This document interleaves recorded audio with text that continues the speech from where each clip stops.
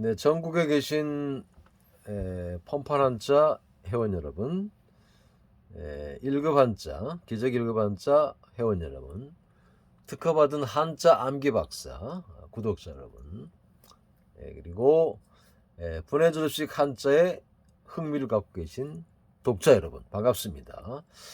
우리가 사람과 관련된 글자를 하고 있습니다. 이명인, 다를 이자를 써서 이름은 다르지만 실제는 사람을 뜻하는 글자를 보았습니다. 그래서 동양의 장유수에서 어린아이, 태아 속의 어린아이부터 이제 늙은 노인네까지 다 보았습니다. 지금부터는 또 그 계급으로 나눈 신분으로 나눈 사람을 보시겠습니다. 신분도 그 태생적인 신분, 우리가 지금 살펴본 어린아이에서 노인네까지 태생적인 신분이 있고 계급적인 신분이 있습니다. 밑바닥에서부터 종에서부터 임금까지 그렇게 일단 구분을 해봤습니다. 여러분 이 글자는 선비사자예요. 신산에 할 때 선비사자입니다. 여러분은 어떻게 선비십니까? 신사, 기사도 정신, 무사, 변호사, 사농공상 할 때 선비사자입니다. 이 선비사자는 그림에서 보면 갑골문과 금문이 있어요. 뭐처럼 보입니까? 100% 확실한 것은 아닙니다만 도끼, 장식용 도끼, 작은 도끼의 모습으로 보입니다. 장식용 작은 도끼가 선비사로 발전했고 장식용 큰 도끼가 임금왕으로 발전을 합니다. 장식용 도끼를 들고 있다는 것은 계급을 말하는 거예요. 쉽게 말하면 어느 정도 이제 그 뭐 급제를 했거나 아니면 공을 세워서 임금에게 인정을 받은 어느 정도 위치에 간 사람을 말해요. 그런 사람들을 나중에 우리가 선비라고도 하고 그러죠. 하여튼 어느 정도 위치에 있는 중견 간부, 뭐 공무원 중에서도 뭐 그렇게 생각하시면 됩니다. 급제한 사람, 선비사자로 발전했어요. 지금 이제 선비입니다. 그래서 변호사, 무사, 기사 할 때, 신사 할 때 사용됩니다. 사가 들어가는 글자들이 많이 있습니다만 어떤 것들은 스승사자가 들어가는 글자가 있어요. 뭐 교사, 목사, 약사, 의사 이런 것들은 스승사자가 들어가는 거고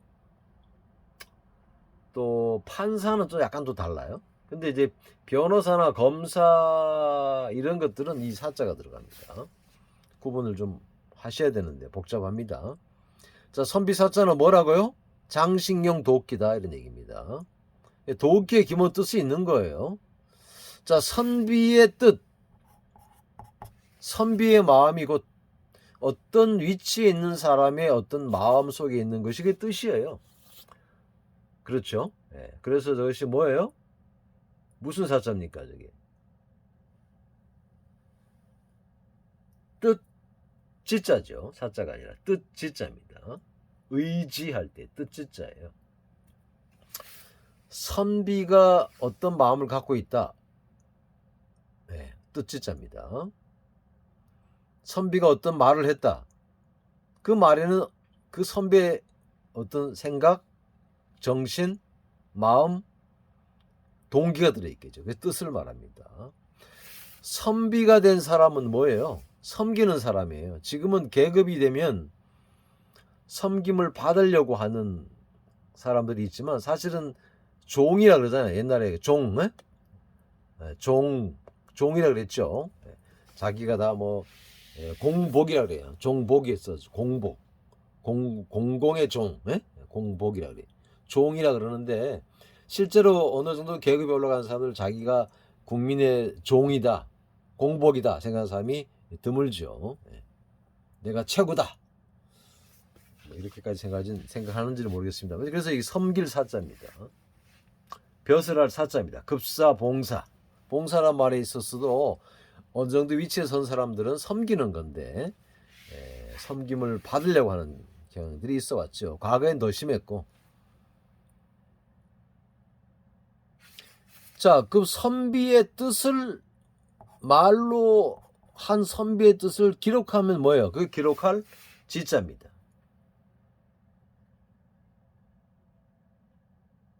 그렇죠? 기록할 지자예요. 일지를 쓴다? 잡지 이런 말에서 사용되죠. 선비의 뜻을 또는 행적을 말로 나타내서 적어놓은 것들을 말하는 것이죠. 여기에다가 말입니다. 그 다음에 요 글자는 보시면 콩두자가 있죠. 콩두는 재단이라고 했죠. 재단 위에다가 도끼 한자를 올려놨습니다. 도끼는 전쟁을 위한 무기도 되죠. 도끼로 잡아온 재물도 있을 수 있겠죠. 도끼로 잡아온 포로도 있을 수 있겠죠. 도끼로 잡아온 재물을 재단 위에 올려놓은 것일 수도 있겠죠. 그런데 이 글자가 뭐로 사용됩니까? 한일자로 사용됩니다. 한일, 하나 일자입니다. 자주 사용되는 글자는 아니에요.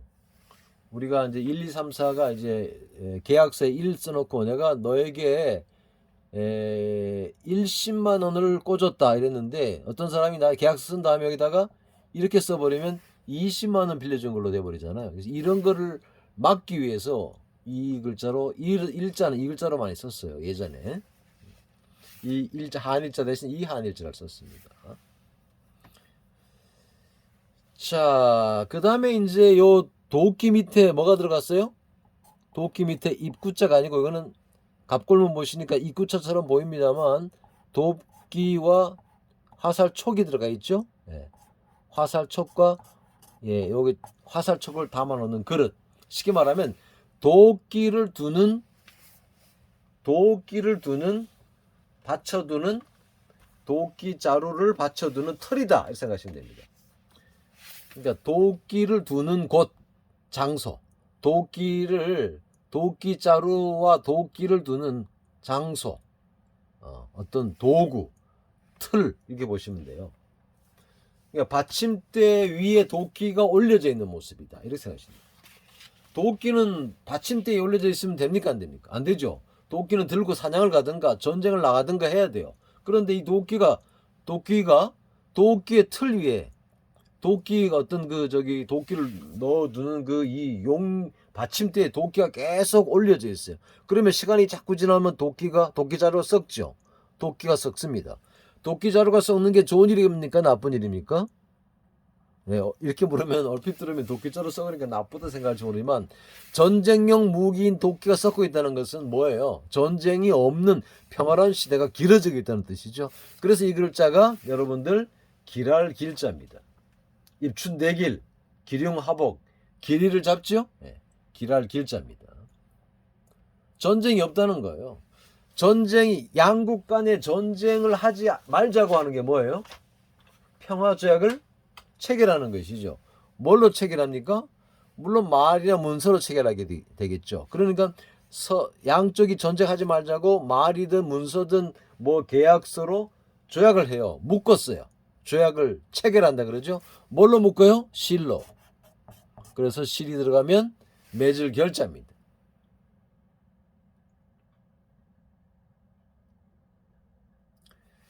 이 전쟁하지 말자고 조약을 체결하기까지에는 굉장히 힘든 과정이 있었을 거예요. 이 손이 들어간 거면 손은 일하는 것이죠. 그러니까 어떤 전쟁을 하지 말자고 이 엄청나게 노력을 한 모습이에요. 저 글자가. 근데 사실은 많이 사용되진 않아요.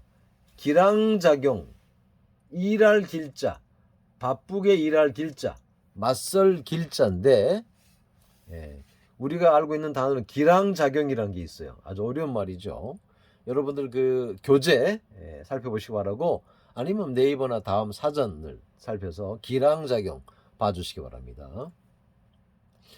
이거는 또 뭐예요? 말로 꾸짖는 거잖아요.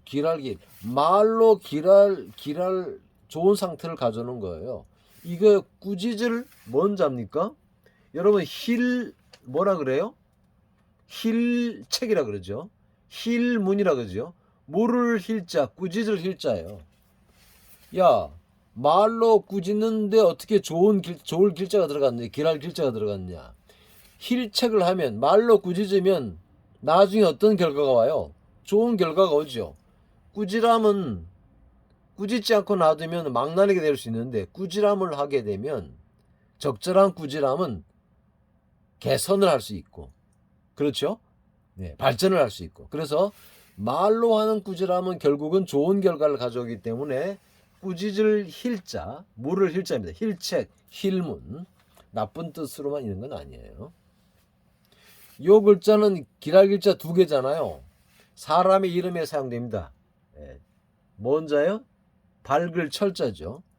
지혜로울 철자, 밝을 철자, 명철 할 때 주로 사람의 이름에만 사용됩니다. 예, 이렇게 해서 선비사자, 도끼를 본뜬, 의장형 도끼를 본뜬 선비사자에서 파생된 글자들을 보셨습니다. 다음 시간에 만나겠습니다.